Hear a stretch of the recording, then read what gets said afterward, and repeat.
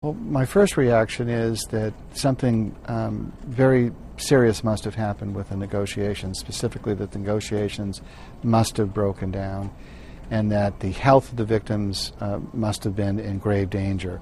I think for anybody to act the way they did going into an armed rescue, realize that there is a tremendous risk factor here that something could go terribly wrong and victims could be killed. So that's what I assumed. I think that's probably the case.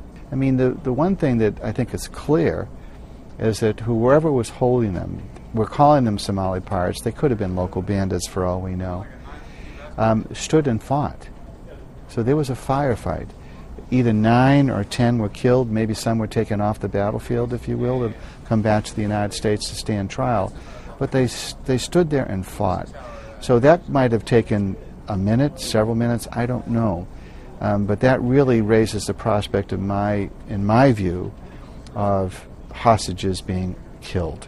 And that's what I would have been very, very afraid of. It's very, very gutsy because it only takes a matter of seconds for a guard to turn a gun on a hostage. And just imagine that situation.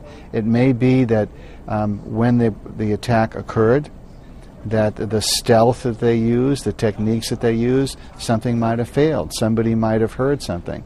And you have a trigger-happy guard who turns around and unloads a weapon on a victim in a matter of seconds. When I say seconds, I mean it takes seconds. I mean, you can unload a 9mm pistol with 14 rounds in it in less than 10 seconds. So all it would take is a guard who was frightened or what have you and turn the gun on the hostage and kill them. So, you know, how good do you have to be to effect a rescue like this? You have to be extremely good. Your intel has to be extremely good.